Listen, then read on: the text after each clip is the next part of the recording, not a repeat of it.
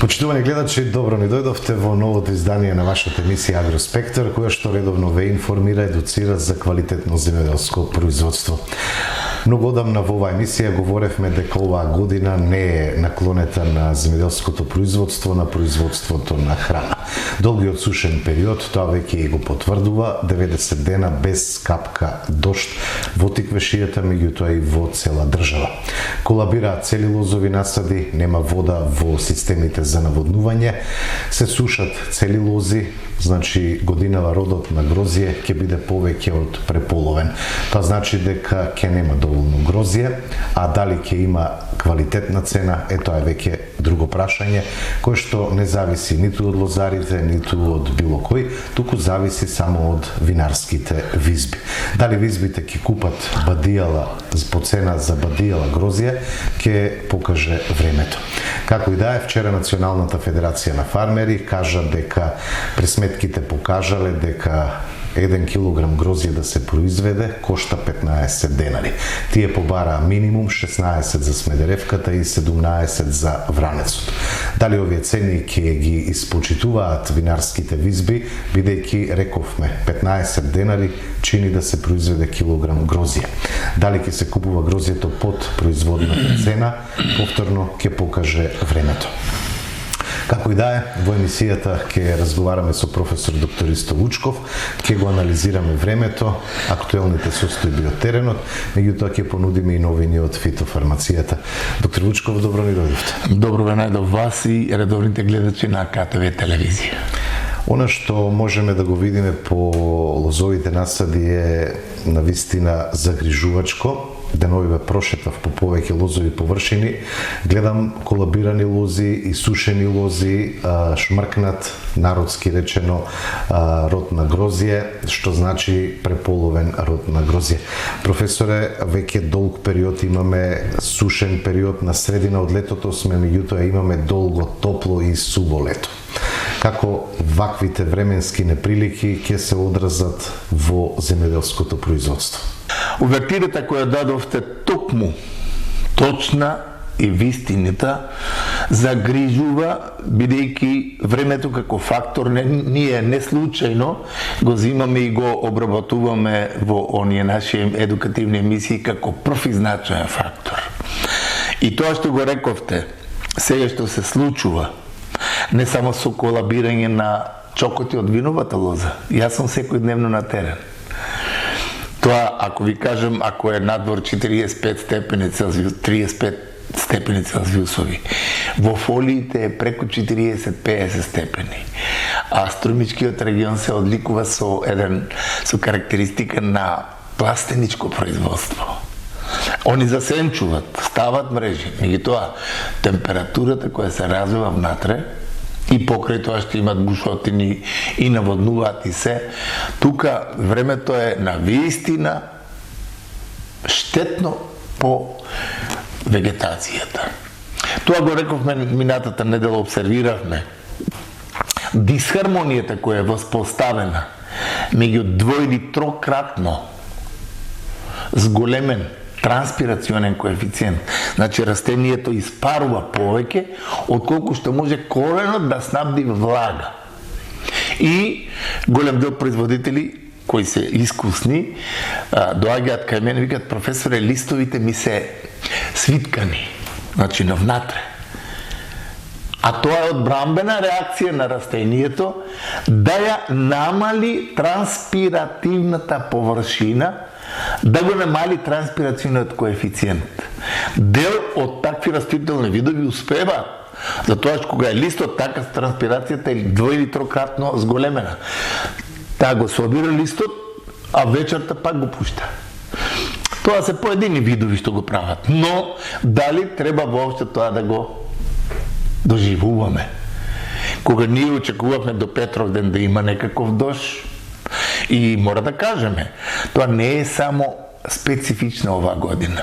Ние и минатата година имавме еден таков колапс, каде што имавме сушен период долг, па дождот што го очекувавме ни дојде дури во втората половина на август, 100-120 литра кавадарци имаше, и тогаш потераа филизи.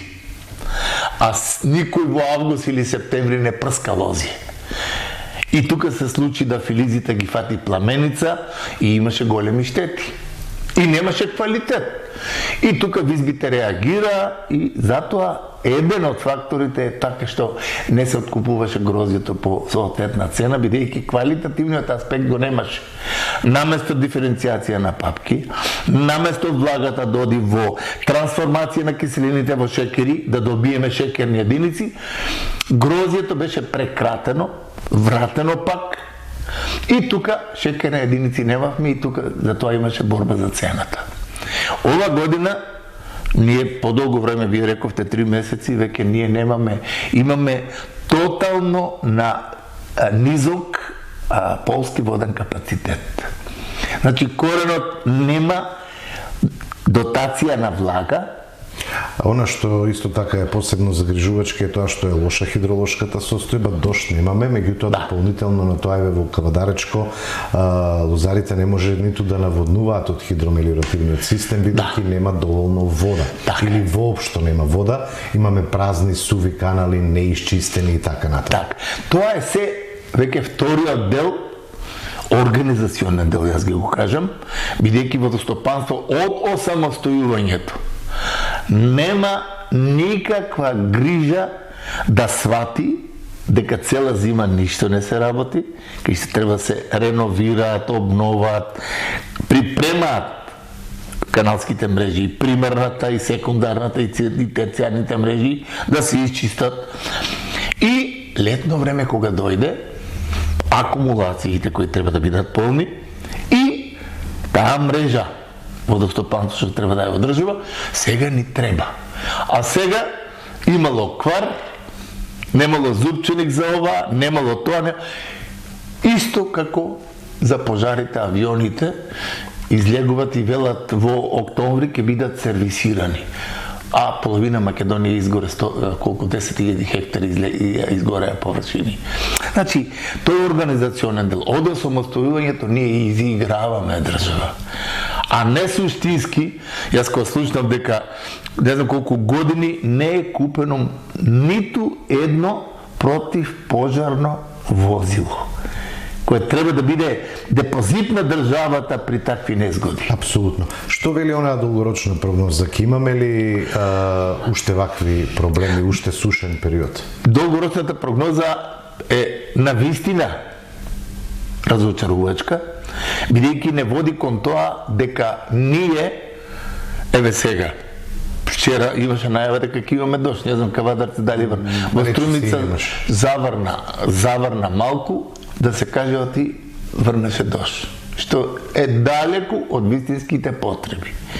Но сега, за лозарството посебно, големи количини на дожд, стварање на услови и за ботритис, и за дополнителни пламеници, и за ески, и за фомопсиси, и за се. Тоа е абсурд. И затоа лозарите ова година, јас на место да се почувствува како секоја година оној ден кога доаѓа ден на лозарите, гроздоберот, ние чувствуваме една разочараност кај земјоделските производители, кај лозарите посебно, една анемија каде со грозјето. Тој е свесен дека и покрај наводнувањето пак не успеа да дојде до шекерни единици. Затоа што воздухот е многу сув, температурите се многу високи. И тука ќе имаме и од квалитативен и од квантитативен аспект ќе имаме подбацување на производството од виновата лоза. Ние во емисиите често говоревме за значењето на зеолитите, нивната примена во обезбедувањето на дополнителна акумулација на влага за да се снабдува растенијето. Професоре, колку зеолитите можат да одиграат позитивна улога во еве вакви екстремно лоши години кога се во прашање климатските услови?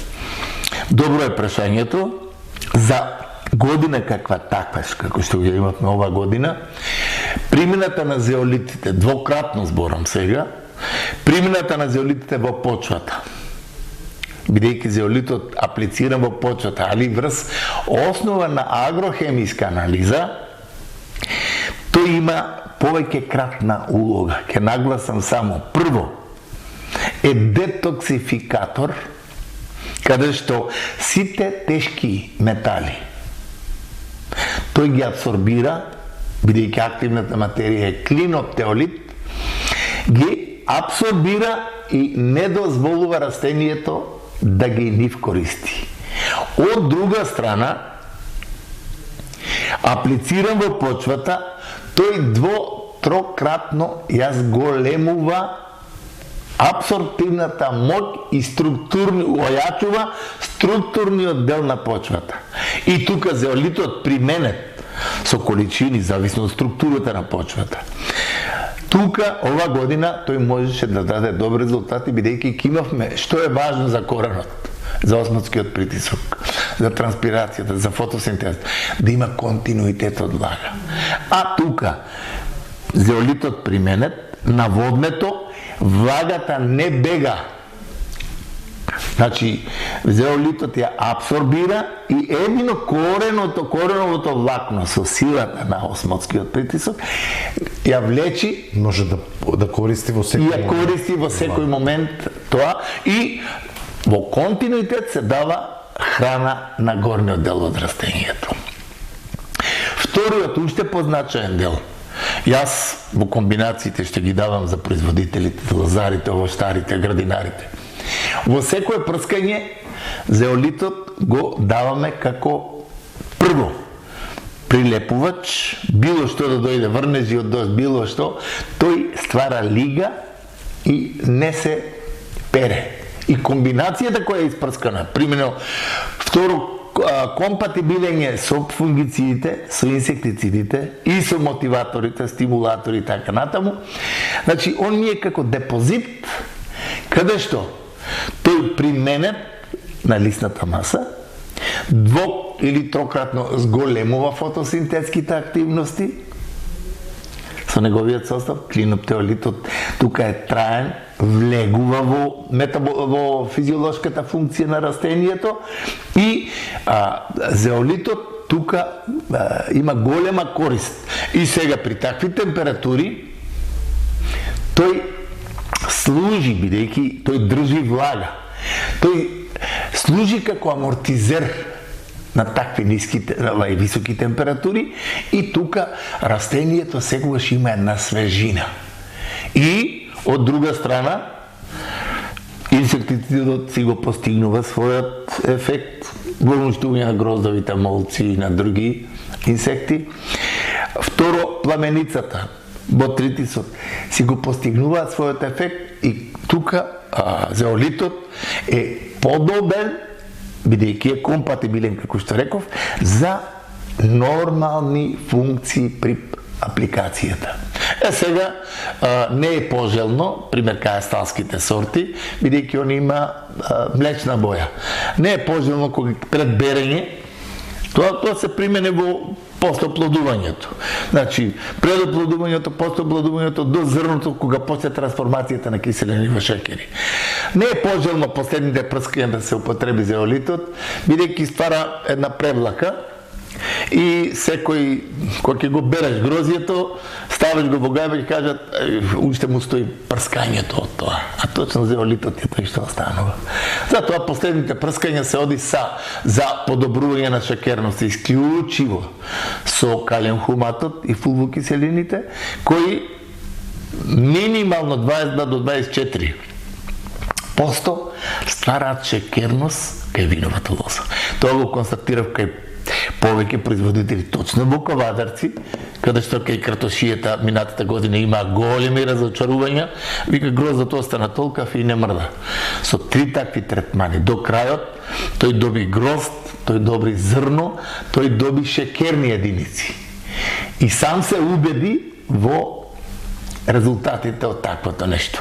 Значи, тие стимулативни средства, а тоа нема никаква токсична творба, тоа е биолошки препарат, не разбирате. Сите тие работи се и цел на овие наши едукативни емисии кои ги имаме и сакаме дали во КТВ или лично да се јават без никаква надокнада на секој земјоделски производител, на секој лозар. Сакаме да му помогнеме, бидејќи сега предстои големо разочарување, тоа вие што го рековте, тоа јас ќе го потврдам.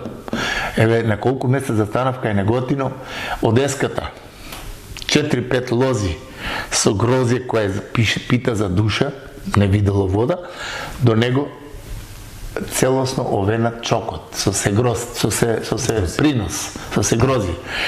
Одеш 5-6 метра, пак лоза.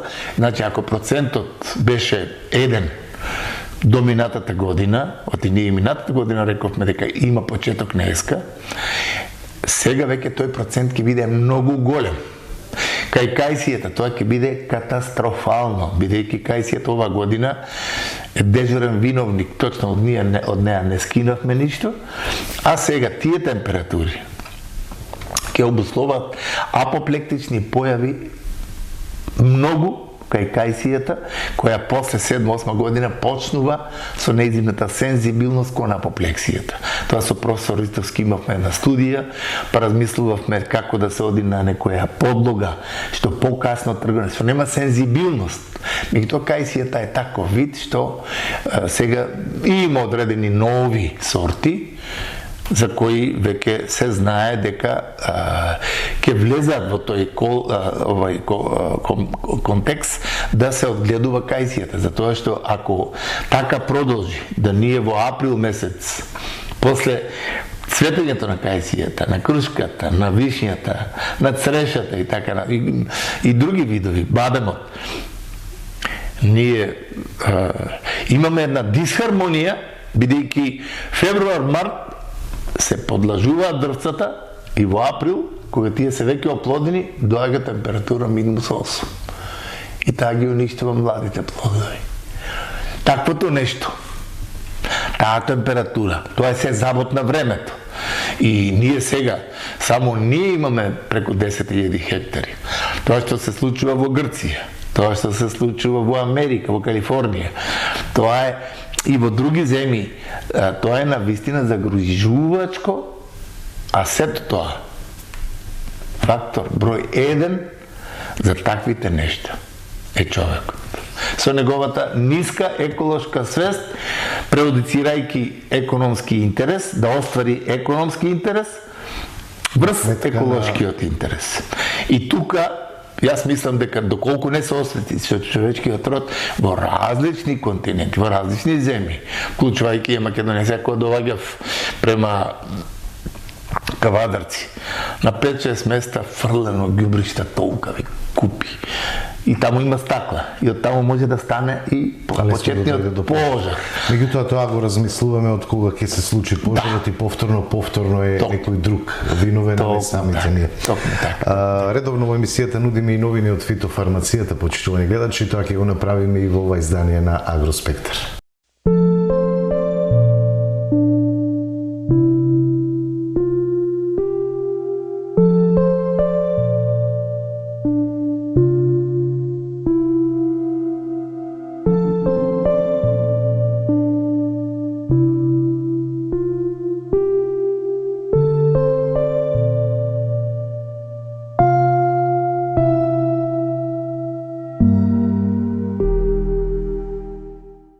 Еве токму во овие едукативни емисии со прилог кој навистина заслужува внимание.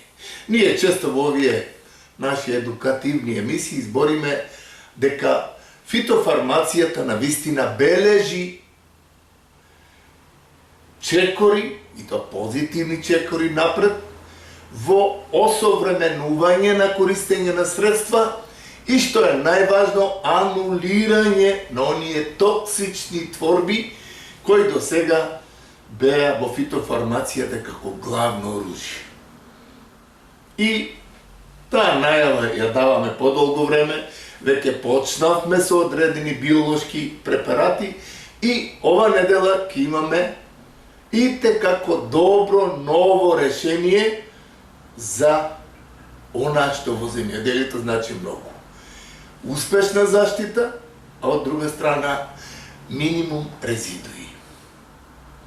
Денес кога збориме за нешто ново, тоа е новото од фитофармацијата, а се работи за ваксиплант.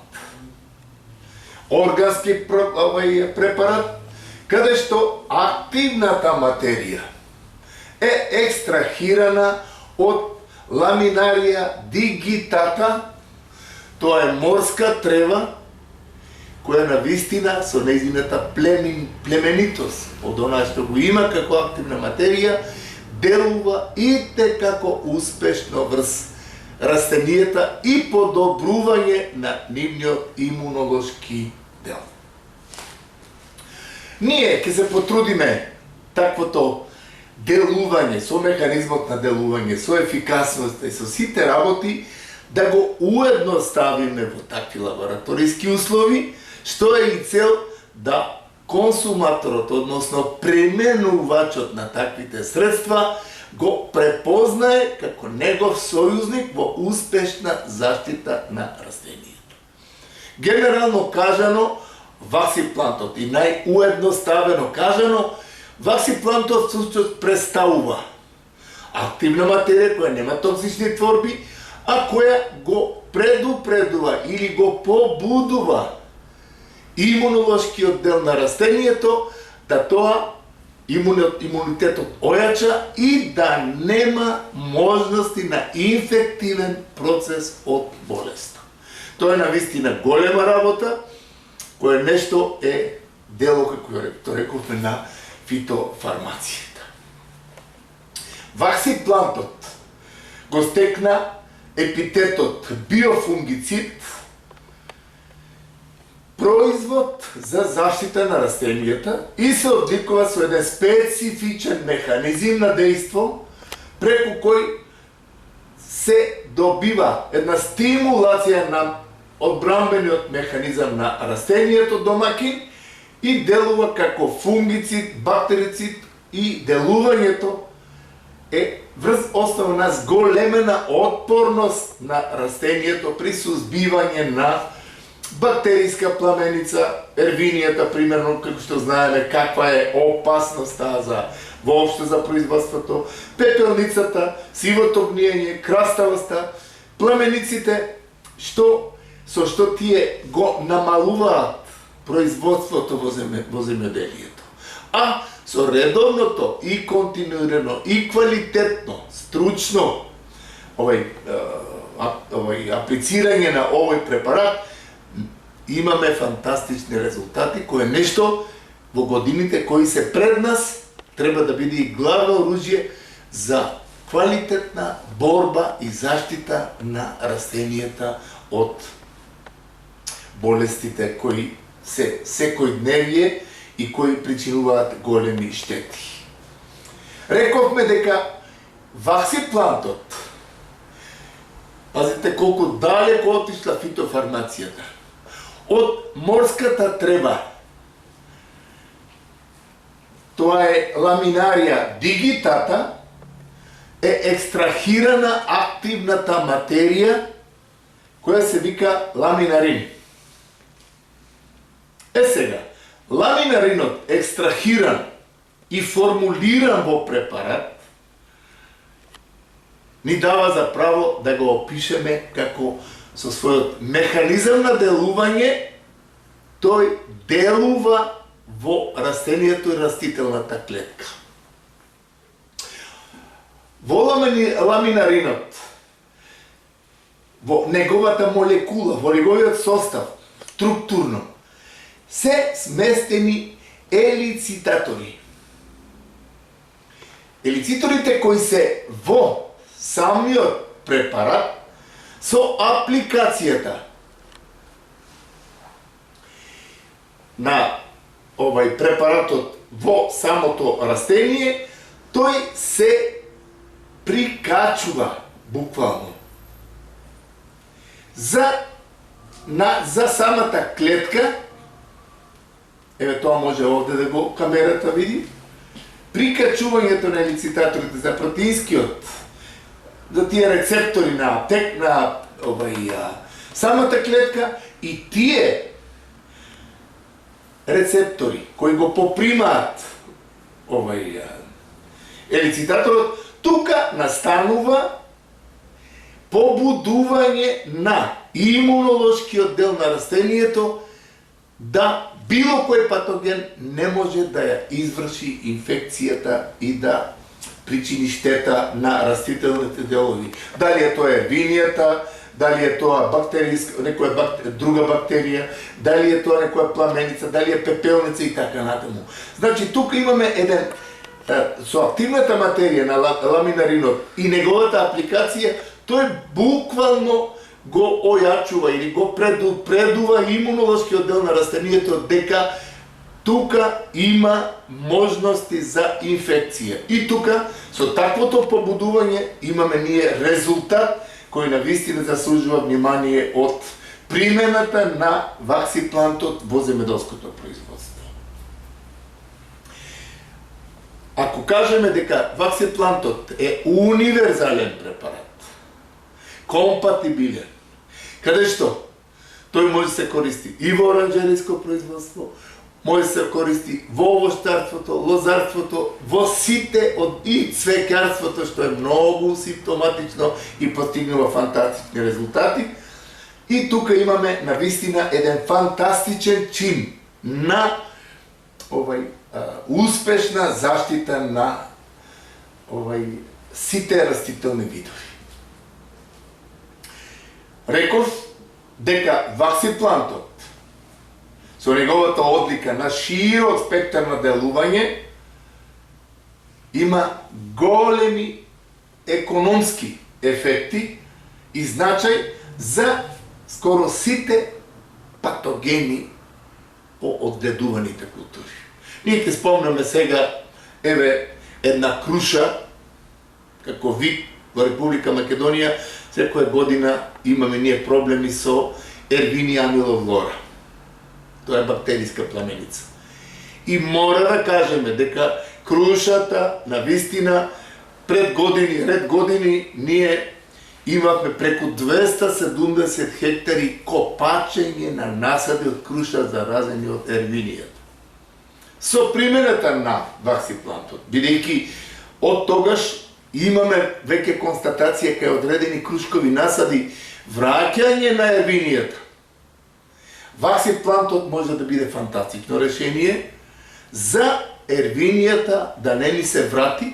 Со таквите третмани ние имаме веќе еден квалитет плюс заштита од ервинијата, што е, како што рековме, една многу опасна по крушката и дуњата, посебно гевгелискиот дел, каде што има услови. Тука одгледувањето на дуња може да биде ризично, бидејќи ервинијата може многу лесно да нападне. Бидејќи ние, мора да кажеме тоа, пред низа години, ние се ја увезовме од Грција ервинија амилофлора, каде што се одгледуваат одредени садници, саден материјал, овощарство и така натаму, околу верија и така натаму. И тука ние имаме веќе една опасност, а таа опасност треба да ја ние препознаеме и да се заштитиме со ваксиплантот од таквите чинители кои можат да причинат доста големи штети. Значи, препорачаната примена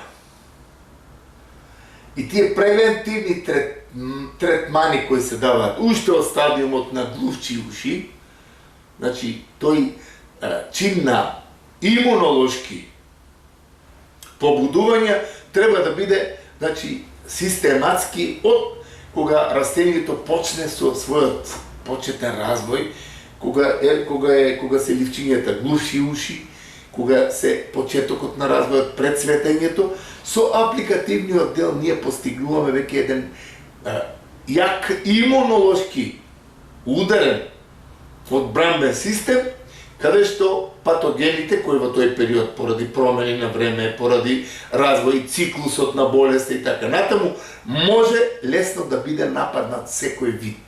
Бидејќи кога е фаза на цветење или почеток на пораст, секогаш растението е отворено и можноста, поради временските прилики и неприлики кои се јавуваат, можноста за инфекција секогаш е поголема. И затоа ние мора будно да следиме и ваксиплантот да дојде во тие периоди да го покрие тој период со ојачување на имунолошкиот дел на растението. Кога збораме за употребата, квалитетот на секое средство кое се аплицира зависи од тој прав, практично стручен пристап. И ние за секое средство збориме. Секое средство кое дошло на рафтот за продажба, хемиските индустрии вложиле многу пари. Дали се 5 милиона долари или повеќе, со повеќе годишни експериментални испитувања, се доаѓа до таков екстракт, да кажеме, од ламинарија дигитата. И тоа мора да се почитува, бидејќи со тие експериментални повеќе годишни испитувања утврдено е концентрацијата или дозата која треба да се употреби, времето кога треба да се употреби, микронизација на честиците при кои треба да се употреби за целосен опфат на растението и, како што рековме, да тие тој механизам на делување и активирање на елициторите и прикачувањето на тие протеински рецептори да биде во периодот кога за тоа е правиот момент. Рековме микронизација на честичките и употребата. Значи, од 750 милилитри до 1 литар од препаратот е сосема доволно за хектар површина. Или од 1,5 до 2 литра, зависно од фенофазата на развој на растението и културата која се одгледува. И нормално можниот потенцијал на зараза која секогаш имаме ние можност да ја согледаме со една стручна, целосна обиколка на теренот, преглед и така да се констатира сето тоа што е потребно. Кога ние зборавме за крушата или за дуњата и за ервинијата, мора да кажеме тоа го збориме од причина што тој препарат тука ќе биде едно квалитетно решение за таквото нешто кое Хемомак го прави и прави со многу други такви биофунгициди и други препарати кои навистина заслужуваат внимание. Ако збориме за крушката и за дуњата, не помалку и помали ефекти ќе имаме примерно при заштита на јаболкото. Знаеме ние дека јаболкото го прскаме преку 20-25 пати. Дали е тоа за вентуријата, дали е тоа за карпокапсата, дали е тоа за пепелницата и другите форми, тука со примената на ваксиплантот за сузбивање на бактериските племеници кај јаболкото, економските значајни болести, како што е чадливата краставост, дамкавоста на листовите, она што рековме вентури и неквалисот, и тука ние со тоа постигнуваме на квалитетна, трајна, успешна заштита на јаболкото од разни тие чинители, токму со примената на ваксиплантот. Значи, и тука има начин да се знае дека препорачаната таа примена како превентива прво во фаза на миши и уши, кога е јаболкото, да кажеме, и до започнување на бербата, тој може да се применува како препарат, каде што сосема доволно е 1 литар од средството на хектар површина. Сега, која е фенофазата на разбојот? Тука количината на раствор по хектар површина, ако е во првите фенофази, кај овощарството, примерно 400, 600, 800 литра, во покасните фенофази, кога е интензивен порастот на растенијата, со лисната маса, со плодоносењето, со можностите на појава на овие болести и така натаму, тука веќе може да се оди со поголема количина на раствор по хектар површина и тоа што го спомнавме за ефикасноста и за опфатноста на целата лисна маса, која покасно се абсорбира и доаѓа во клеточниот дел на тие рецептори за кои зборевме, протеински рецептори на клетката, тоа мора да се направи со максимална микронизација на честиците и јак млаз со турбуленција, кој ќе го опфати целиот лисен потенцијал, кој ќе ги фати младите гранчиња, кој ќе ги фати плодчињата, да тие бидат на вистина со таа максимална микронизација на честиците, бидат на вистина во еден прав опфат на целото растение.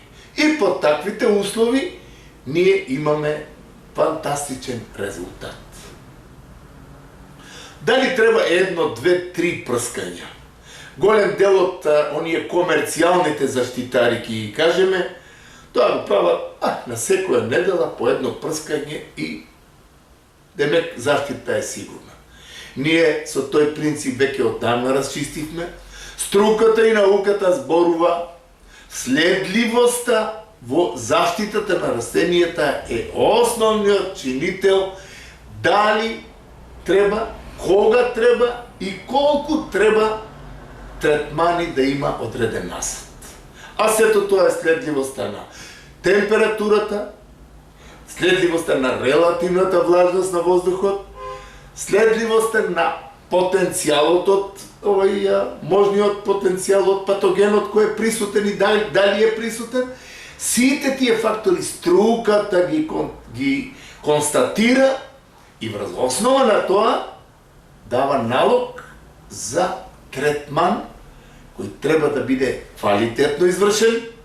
Тука рековме, оние дизни на бренерите, мора максималната микронизација да ја ите како овозможат, затоа што голем дел од инфективните процеси се на опачината на листот. Затоа што младото плодче, зафатено од лисната маса овде, може и да не дојде во контакт и да не биде заштитена и тука може инфекцијата може болеста да прошверцува. Со микронизацијата на честиците, со таквото нешто кое се случува со квалитетните турботонизери кои ги има, па чак и оние грбните прскачки кои се сега на електричен погон, на батерии, да кажеме, тука се постигнува на вистина еден фантастичен резултат во успешноста на квалитетна заштита на било кој насад. Ваксиплантот, почнувајќи од почетокот на развојот на вегетацијата, рековме, дали е тоа градинарска култура, дали е тоа цвеќарство, дали е тоа култура од гледување на отворено, дали е тоа овоштарство, лозарство. Сето тоа е опфатот каде што ваксиплантот си го наоѓа своето место и може навистина да даде фантастични резултати. Ние првичните наши истражувања кај доматата, дали е тоа за левелулата, дали е тоа за псевдомонасот, бактериските овие пламеници на домат и така натаму. Тука, дали е тоа за ботритисот, тука ваксиплантот постигнува фантастични резултати. И тука ние имаме навистина со еден квалитетен стручен пристап. Благодарноста ќе биде голема за таа новост која Хемомак ја пласира во интерес на граѓаните, во интерес на земјоделското производство на што го имаме во нашата држава, со цел да се добие квалитетно производство во кое мора тоа да го потенцираме, нема резидои и имаме квалитетно нетоксифицирано производство кое ќе одговара за нашиот, а и за европскиот пазар.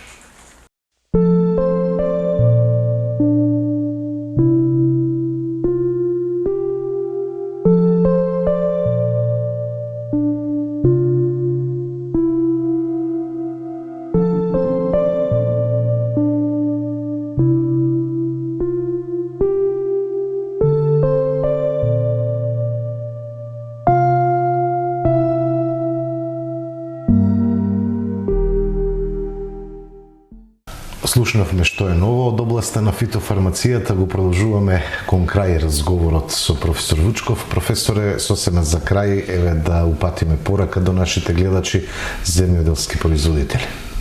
Јас морам да кажам една работа, искрено, бидејќи 40 година сум во заштитата, во фитофармацијата, во тоа земјоделско производство кое е оставено на маргините, маргинализирано конечно од политиката, инкорпорацијата на политиката во земјоделието и воопшто во стопанството и животот е трагедија за Македонија.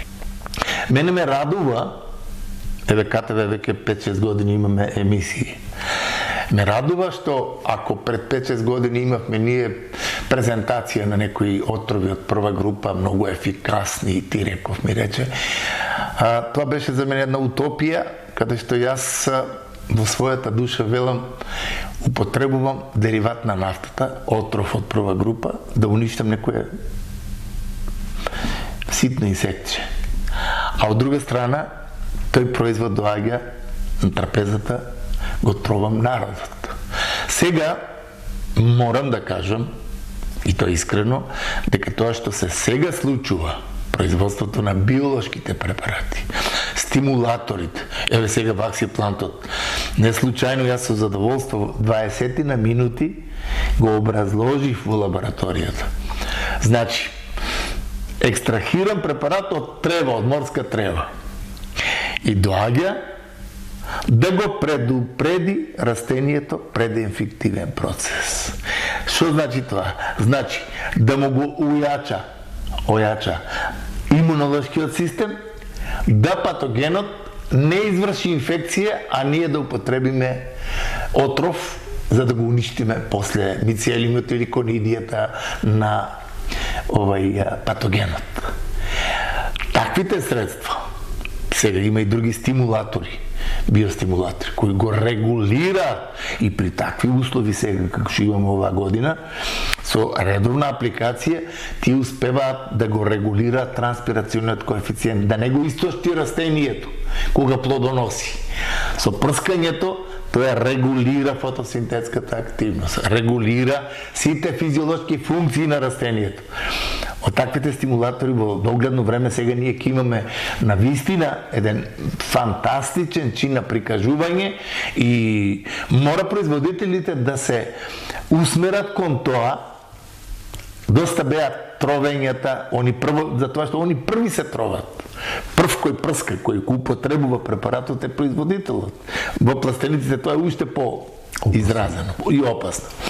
Но со такво нешто, ојачување на имунолошкиот систем и вградување на навиката на производителот да не фрла ѓубре, бидејќи нитратните форми. Нитратот, знаете ли што представува? Тоа е најјак отров. Ние ставих 5 врејки ѓубре. А дали има потреба или не, тоа не е важно. Не. Тој ќе направи анализа на почвата, ќе види што фали. Дали азот, дали фосфор, дали калиум, дали калциум, и врз основа на анализата ќе стави толку и тие елементи колку што е потребно. Тоа веќе, тој се вика смислен пристап и тоа е целта на нашите едукативни емисии. Тоа е и целта на аграрот воопшто во светот во поново време и мора да се стремиме кон сите овие новини кои што штедуваат, меѓутоа го штедат и нашето здравје од употреба на токсични на токсични творби. Европа тоа, знаеш како брзо ќе го препознае. И ден порано ќе наприми, не бугарите дали не сакат или не. Зошто? Затоа што на Европа им треба квалитетна, органска, нетоксифицирана храна. Наместо нашите луѓе да ја сватат таа суштина, ние имаме рапиден пат на производството и сме зависни од увоз на производи. Тука најмногу ме боли без политички предрасуди, од осамостојувањето на Македонија. Сите што дошле, ниту еден, освен Киро Григоров, не рече аграрот е суштината на Република Македонија. Да го развиваме. Доколку го развиеме аграрот, имаме храна, Европа ќе каже, дајте ни калинка од Баландово, дајте ни јапонско јаболко од Баландово, дајте ни квалитетна домата, што на друго место не се ствара поквалитетно, од Струмица, дајте ни тоа. И тук се ствара профит. Благодарам што бевте со нас. Благодарности до гледачите за вниманието. Имајте секој добро со програмата на КТВ.